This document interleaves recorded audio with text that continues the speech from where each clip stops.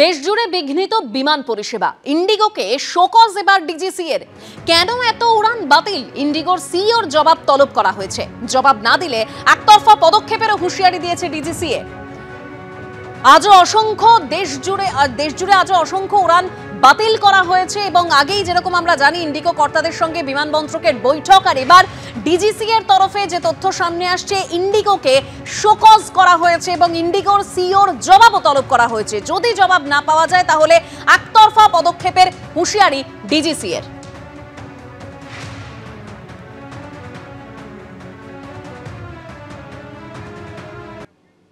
Trinamool ISF সংঘাত, ফের উত্তপ্ত পরিস্থিতি ভাঙড়ে। তৃণমূল নেতাদের লক্ষ্য করে গুলি চালানোর অভিযোগ। উত্তপ্ত ভাঙড়ের উত্তর কাশীপুরের কাঁঠালিয়া। কাল তৃণমূল ছাত্র পরিষদের সভার আগে হামলার অভিযোগ সামনে আসে। সভাস্থলে যাওয়ার পথে চড়াও হয় আইএসএফ। অভিযোগ করছে শাসক দল। এলাকায় জমায়েত, পাল্টা জমায়েত আইএসএফ তৃণমূলের। নাটক করছে তৃণমূল, অভিযোগ উড়িয়ে পাল্টা দাবি আইএসএফ এর।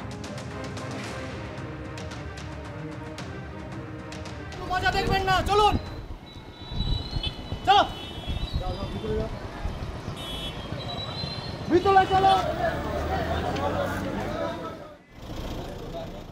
আইএসএফ আশ্রিত দুষ্কৃতী, আমরা তাদের নাম জানি। নাটু থেকে শুরু করে, খুদে থেকে শুরু করে, আলিমুদ্দিন থেকে শুরু করে, কিছু আইএসএফ এর সালাউদ্দিন থেকে শুরু করে আইএসএফ এর সমাজবিরোধী যাদের একাধিক থানায় কমপ্লেন করা আছে, তারা আজকে পরিকল্পিতভাবে তারা এখানে দাঁড়িয়েছিল গোষ্ঠীময় কটা লোক নিয়ে এবং মেশিনপত্র, তারা হাতিয়ার নিয়ে ছিল। এমনকি তাদের হাত থেকে বাঁশ, লাঠি, অস্ত্র ছুড়ে আমাদের উপরে আক্রমণ করে।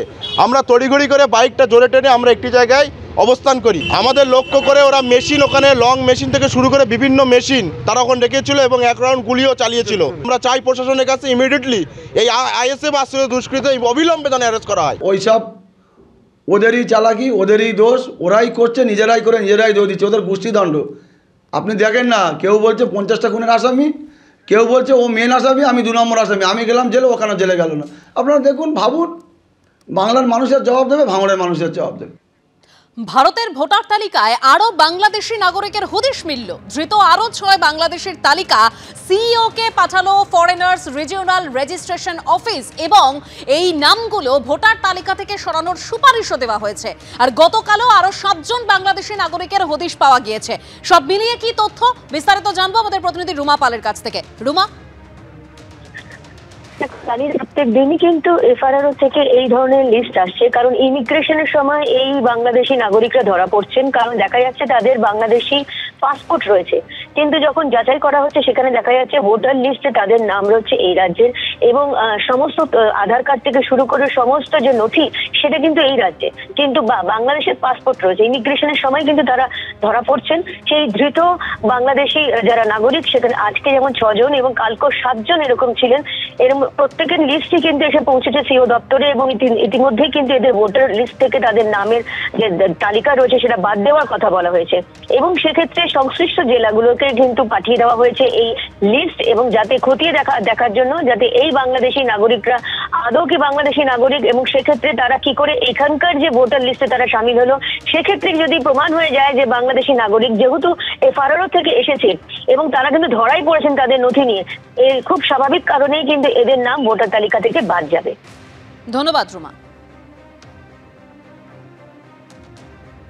অর্থাৎ একদিকে ভারতের ভোটার তালিকায় একের পর এক বাংলাদেশি নাগরিকের হদিশ মিলছে, অন্যদিকে উত্তর 24 পরগনার মধ্যমগ্রামে আবার খোঁজ মিলছে না প্রায় 150 জন ভোটারের। 150 জন বাংলাদেশি বিজেপি তাদের নাম ভোটার তালিকায় তুলেছে। চাঞ্চল্যকর অভিযোগ করছে তৃণমূল, মিথ্যা অভিযোগ বলে পাল্টা দাবি করছে বিজেপি। ফের সেই উত্তর 24 পরগনার মধ্যমগ্রাম এসআইআর আবহে যেখানে একটা গোটা এলাকাই খালি হয়ে গিয়েছিল, এবার সেই মধ্যমগ্রামেই উধাও প্রায় 150 জন ভোটার। এসআইআর আবহে এমনই আজব ঘটনা সামনে এলো পশ্চিম খিলকাপুর গ্রাম পঞ্চায়েতের 43 নম্বর বুথে। স্থানীয়দের দাবি অন্তত 150 জন ভোটারের হদিশ মিলছে না। নেতাজি পল্লীতে এই যে সমস্ত নামের তালিকা তাদের খুঁজে পাওয়া যাচ্ছে না। এলাকার বাসিন্দাদের জিজ্ঞাসা করবো, এই যে চুমকি বই দেখেছিলেন? না। অনিতা চক্রবর্তী? না। কতদিন আছেন নেতাজি পল্লীতে? আমি অনেকদিন, 30-35 বছর।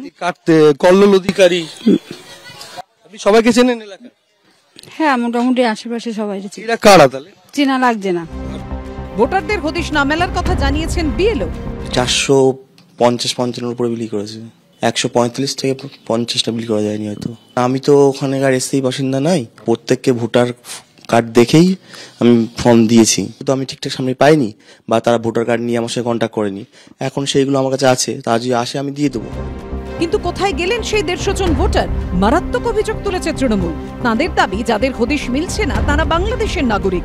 বিজেপি তাঁদের নাম ভোটার তালিকায় তুলে দিয়েছে। 2019 সালে এটা যেহেতু আমাদের একটু কলোনি বেস এলাকা, বিজেপির খুব বাড়প্রান্ত বিরোধীদের চক্রান্তে আজকে আমাদের এরা ম্যাক্সিমাম আমাদের হিন্দু ভাইরা চক্রান্ত করে তাদের নাম তোলা হয়েছে বিজেপির মাধ্যমে। বিজেপিরাই এসব নামগুলো তুলেছে এবং তাদের আত্মস্বজনের মাধ্যমে, কিন্তু আজ পর্যন্ত আমরা তাদের খুঁজে পাইনি। আমরা প্রায় 150 লোককে আমরা খুঁজে পাইনি। উনি মানুষের কাছে এটা একটা মানে খুব সুন্দর কৌশলে একটা হিন্দুদের নাম বাদ যাচ্ছে বলে একটা ন্যারেটিভ সেট করছে। এবং যত এসআইআর এর মধ্যে চলছে, বিএলওরা ভালো কাজ করছে এবং দেখেছেন যে কিভাবে তারা সুন্দরভাবে সুষ্ঠুভাবে কাজ করতে পারে। নির্বাচন কমিশন পুরোপুরিভাবে তাদের সাথে আছে। এসআইআর চালু হওয়ার পর এই মধ্যমগ্রামে 3 নম্বর ওয়ার্ডের একটি বিস্তীর্ণ অঞ্চলের বাসিন্দারা উধাও হয়ে গিয়েছিলেন। রীতিমতো খাঁ খাঁ করছে এলাকা। কঙ্কালসার বাড়ি, ঘর, দৌড়, উঠোন। স্থানীয় বাসিন্দাদের দাবি, ওই এলাকার বাসিন্দারা বাংলাদেশে চলে গেছেন। এবার সেই মধ্যমগ্রামেই হদিশ মিলছে না প্রায় 150 জন ভোটারের। সমীরণ পাল ও সুদীপ্ত আচার্য রিপোর্ট, এবিপি আনন্দ। ফের কমিশনের নির্দেশ অমান্য, স্ক্যানারে বারুইপুর পূর্ব। এসআইআর শৃঙ্খলা ভঙ্গ ও অবৈধ কার্যকলাপের অভিযোগ সামনে এসেছে। স্ক্যানারে বারুইপুরের একাধিক সরকারি অফিসার এবং ওই সরকারি অফিসার ও কর্মীদের বিরুদ্ধে পদক্ষেপের ভাবনার কথা ভাবা হয়েছে বলেও কমিশন সূত্রে খবর পাওয়া যাচ্ছে। কমিশনের নির্দেশ অমান্য, অবৈধ কার্যকলাপের অভিযোগ সামনে এসেছে। সিইও মনোজ আগরওয়াল ও স্পেশাল রোল অবজারভার সুব্রত গুপ্তর কাছে অভিযোগ জানানো হয়েছে। কি পদক্ষেপ নিয়েছেন বিডিও তা খতিয়ে দেখার নির্দেশ দিয়েছে কমিশন। বারুইপুর পূর্বের 94 নম্বর বুথে একাধিক ফর্মে বিএলও বদলের পরেও আগের বিএলওর সই রয়েছে। বিরোধীদের আপত্তিতে বিএলওর দায়িত্ব থেকে সরানো হয়েছিল তৃণমূলের বুথ সভাপতিকে। 4 নভেম্বর এক অঙ্গনওয়াড়ি কর্মীকে ওই বুথেই বিএলওর দায়িত্ব দেওয়া হয়। বিএলও বদলের পরেও 25 নভেম্বর সই করা ফর্মে পুরনো বিএলওর সই রয়েছে। কেন কমিশনের নির্দেশ অমান্য করে ফর্ম সংগ্রহ করা হয়েছে?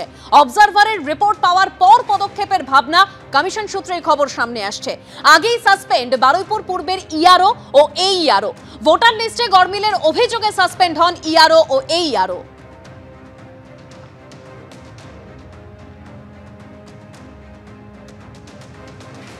আর এখনো পর্যন্ত যা তথ্য সামনে এসেছে, এসআইআরে 55,45,167 জনের নাম বাদ পড়তে চলেছে।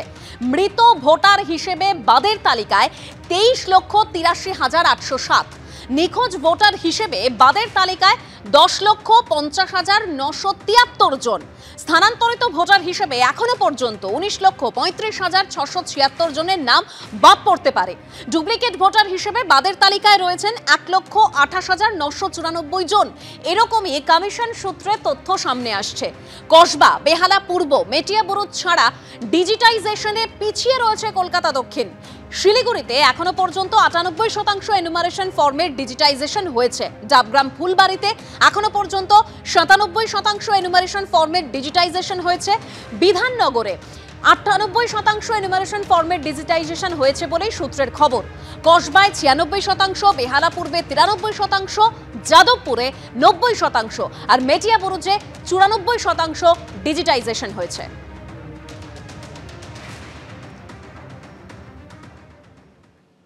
এবিপি আনন্দ, এগিয়ে থাকে, এগিয়ে রাখে।